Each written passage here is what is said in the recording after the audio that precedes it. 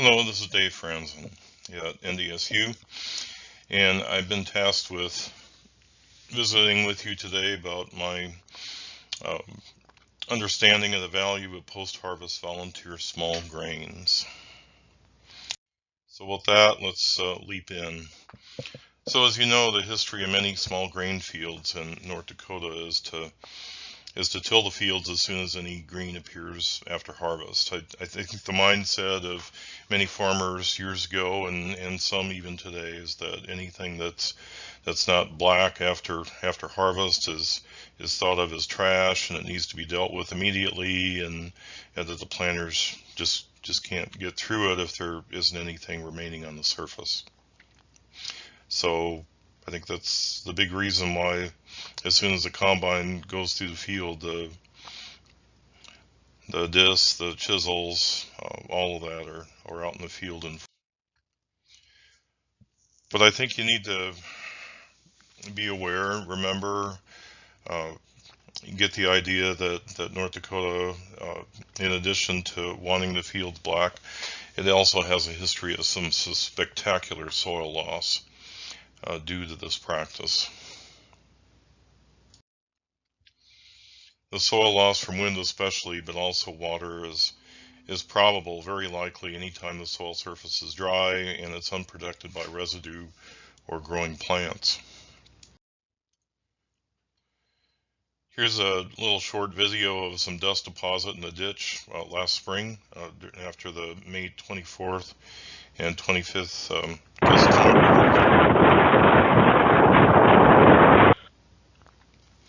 So you can see how deep that is, and that soil came from someplace, and it's where it's not supposed to be right now.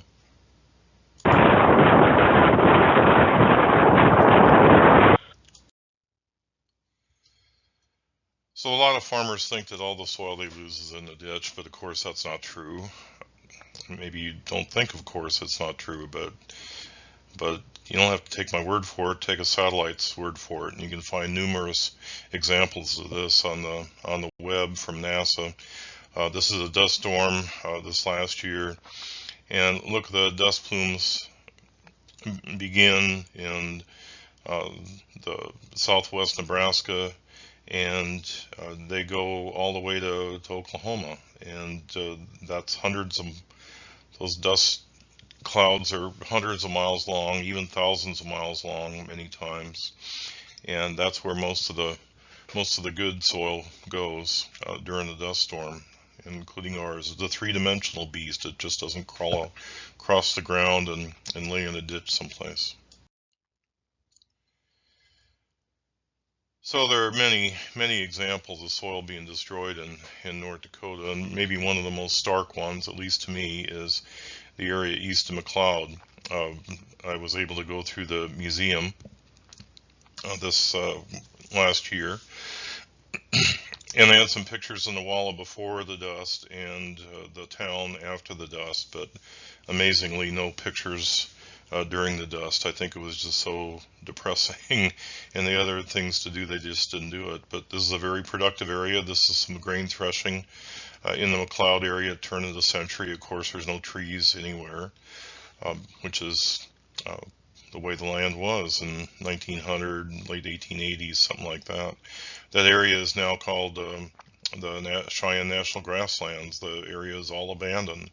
Every quarter section in that area was farmed at one time by somebody and farmed very profitably. And then the dryness and the winds hit, and it was totally destroyed. So this is what it looks like now. Dune landscape. It's grazed sparingly because even the grass doesn't grow all that great. But someday your land could look like this.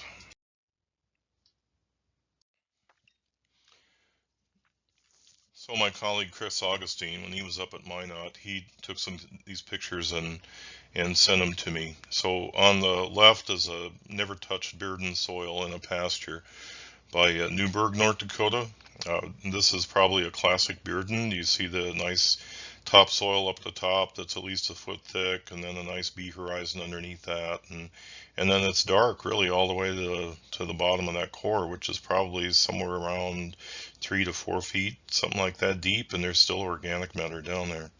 But on the right is what's been farmed for the last 140 years or so, and a little bit of dark up on the very top, and then you go immediately into what we call a C horizon, which isn't really, it's not changed by biology or soil chemical processes, and the soil there probably has lost 2 to 3 feet in the last 140 years. That's a bearden today, and that's what a bearden used to look like, and it's just a sorry shadow of what it used to be. We had a land judging contest northwest of Inkster this year on some of the Forest River colony ground, and just by chance, the backhoe on the north slope of one of the ridges that went across the farm in this alfalfa field, they uncovered a buried A horizon, an A horizon from probably somewhere in the early 30s. It's a black layer. I took a sample from the dark layer. It was 5.9% organic matter, and it was about 1.5 feet thick. And over the dust storm probably blew overburden over the top of the ridge and deposited directly afterward, and uncovered this little sliver of what that soil used to be with. You could go anywhere in any field, miles in any direction, and never find a soil that's even within 1% of that. The soil in that area is all 2.5%, something like that. It's probably subsoil from the original soil, but all the topsoil is gone, and this is what the topsoil used to look like. So it brings us back to the major value of volunteer grain in a field after harvest. Well, number one is just keeping the soil from blowing away. After tillage, let the grain grow a little while. Don't have to, and I don't think it's really good to have it grow all the way so that it's almost heading out like it would some years if you didn't manage it properly. But let the grain grow for a while, maybe up to 4 or 5 leaf stage or so. There's very little moisture use during that first 30 days or so, and then terminate it or till it a little bit to terminate the volunteers, but keep as much residue on the field as you can. And then number two, the standing volunteers are going to hold more snow than bare soil, and this would take care of whatever little moisture the volunteers had used the previous year, but it also makes the soil moisture more even across the field than it would be if the soil was bare. In a bare soil, either you don't have any snow or it's in drifts in the field, and so you have areas that are more moist and areas that are less moist, and so trying to get a good depth in order to place a seed in the spring in an area with moisture is a little bit difficult because the depth of the moisture, it varies along the field. But when you have residue, when you have the standing volunteers, it's a more even distribution of the snow and a more even distribution of the moisture that goes along with it. So here's what it looks like in a long-term no-till field. The little bit of residue coming up, and this is a dry year, so it's not growing very fast, growing very much, so it's not very competitive. They're not weeds. Crops act differently than weeds. They're not all that competitive. That's why you got to kind of baby them early in the season and put them in the ground and put a cover wheel across it and press the soil along the seed so it has enough moisture to grow. So it's not very competitive. At this stage, they're not using very much water. This last year, we took a lot of baled straw off the field, and so it made seeding into something like this a lot easier than it would be if there were tons and tons of straw all over the place, and if it wasn't distributed evenly by the back of the combine. If these things grow to past, let's say, early jointing and then the person tries to till, you're going to have to deal with root balls, and so getting them, if you're going to till it when it's smaller, like this is a good thing, and don't use the curved shanks that leave the soil totally black. Just make sure you leave the soil rough and make sure you leave some residue around, and if some volunteers are still alive, just let them grow, so you can plant into them next year. Soil volunteer is also a foundation for using a cover crop. All the cover crop mixes that I know of that I've ever used, that I've talked to farmers who use, always have some kind of a grass component. So by using your cover crop, your oats, your barley, your spring wheat, your winter wheat as the foundation for it, and then seed something like radish into it, then you save some money on cover crop. The volunteer grain, you've already have it there, and it serves that purpose. This is some seeded cover crop in the winter wheat in the fall of 2016 near Havana, North Dakota. This is part of a big project. That's why that block on the right is killed out, and the block on the left isn't, because it was a part of a major study. But the winter wheat served as a foundation for it, and then radish, some flax, and in this case field peas were sown into it also. This is seeding in the spring wheat in August 2017 near Rutland. This is mostly some spring wheat with some very small radish and a little bit of fava bean as well. But again, it serves as a foundation for the rest of the cover crop. People worry, and especially after going through the last year, worry about the cover crop using too much water, but I found that really wasn't a concern. We've conducted cover crop projects all through this dry period from July of 2020 all the way to July of 2021 when we started getting a little bit of moisture, and we had 2 sites and a total of 12 experiments over that period of time, and measured soil moisture in the spring at seeding, and we never had less moisture after cover crops, no matter how much they grew. And there was one case we even grew 2.5 ton of dry matter cover crop.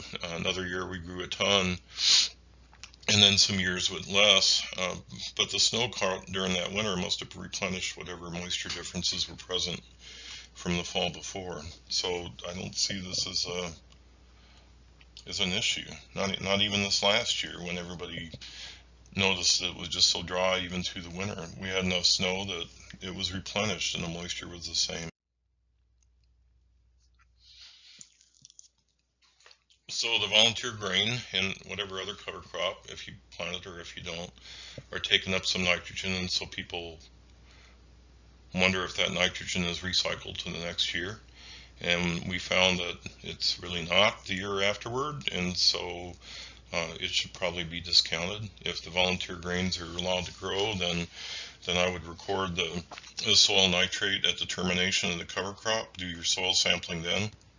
The soil sampling before the cover crop, where the volunteer grain grew, would probably be, well, I know it would. It'll be higher than what it would if you let the grain grow and then sample it. So sampling and termination be a better reflection of how much nitrate is left in the soil than if you did it before. In our soils, and it's true all around the lake region, that nitrogen is probably temporarily held during and after that residue decomposition with your smectite clays, and we call that fixed nitrogen non-exchangeable ammonium. So I'm not going to show you a whole lot of this. I have a circular on potassium and the role of clays in tillage and in potassium availability, and so if you have a greater need to understand what all this is about, then I would refer to that. So a smectite is what we call a 2-to-1 clay. In the blue on the top of the bottom, the top and bottom sheets are silicon oxide, and internal sheet is the aluminum hydroxide, and these are cemented together by strong bonds and form sheets that are in the clay size fraction of our soil. So they're not just small particles, but there's a chemistry to them. There are three main types of clays in our soil. The one on the left is kaolinite, and you see that a lot in the western part of the state where we have very old sediments, West River, that people farm into. The clays are those stacked things. If you look in the middle, you can see how tightly they're stacked. They're called one-to-one clays, with one sheet of silicon oxide and one sheet of aluminum hydroxide. And they're very cemented, the sheets together, so they're very unforgiving. Low CEC, even though they're clay, even though they feel the same as your clays, they're not the same chemistry clays. The shot in the middle there is an illite clay, and you can see the clays, particularly the one on the center left, where it's up and down here and up and down here, and then a little bit gap in between. These are illite clays, hydrosmicas.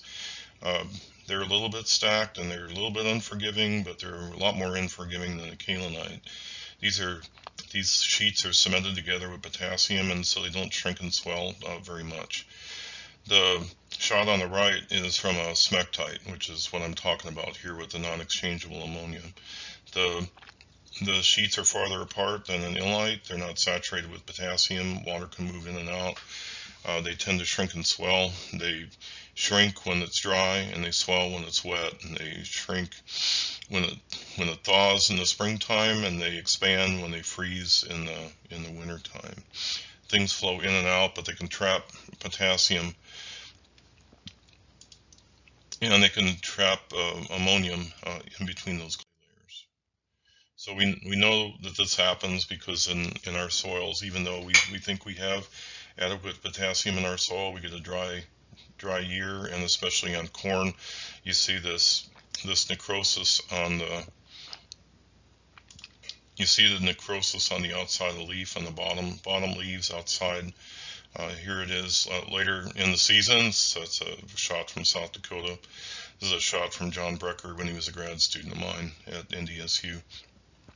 So even though there's adequate potassium in the soil, it's trapped in the clay layers and it can't get out. And so in dry periods you see this, and then when you get a rain, then this kind of disappears because potassium is released. We have a map of the state. You're up here, and you're in a smectite to illite ratio of somewhere around anywhere from 1.5 to maybe 2.5 or 3 or something like that, depending on where in the world you are within the region. So might refer to that. But we have a map of the state of the clay types. So smectites fix and they temporarily retain potassium. Illites don't fix. So what about ammonium? The thing is that the ionic radius, which is how big it is pretty similar to that of ammonium, and the hydrated radius of ammonium is even smaller than that of potassium, so it's more likely really to be fixed than what potassium is. I think what's happening is what's happening at the clay and the root interface.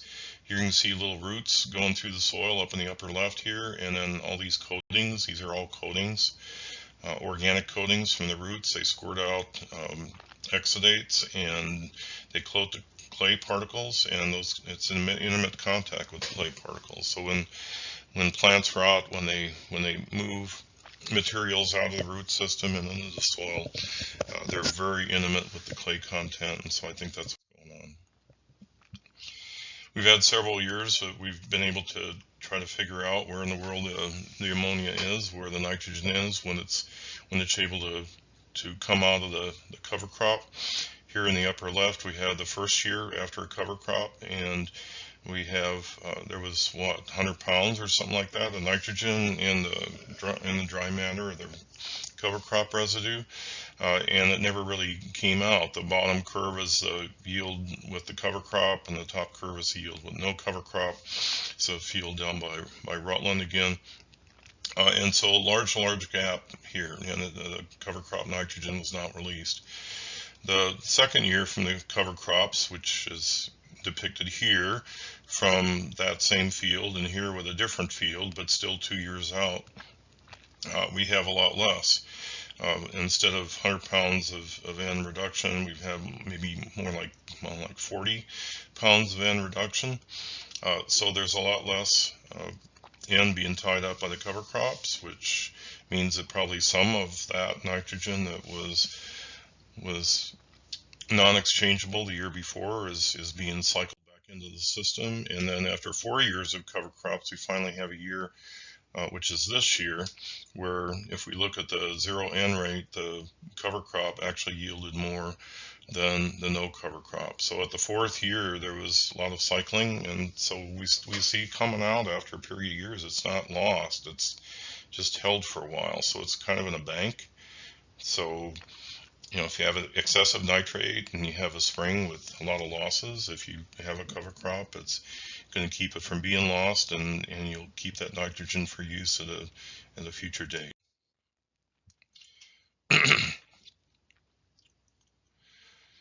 We also see that in a history, a cover crop may make better yield in a really dry year. This is a field up by Gardner, which is about 30 miles north of Fargo, and this is a no cover crop history. This is cover crop history. This had more residue cover, and the yield on this one was generally about 5 bushels better at any given nitrogen rate once you get up to about where it's recommended than the no cover crop at all. So here we have an advantage even with a history of cover crop and a history of volunteers being let to grow, just because of the moisture savings from the mulch that's formed after a period of years.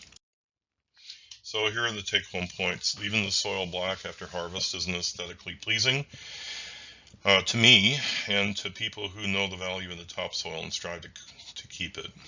I know some farmers look at the field and it's nice and black and they're proud of it, and I look at it and I get this pain in my gut because I know what's going to happen to it if it turns dry and windy.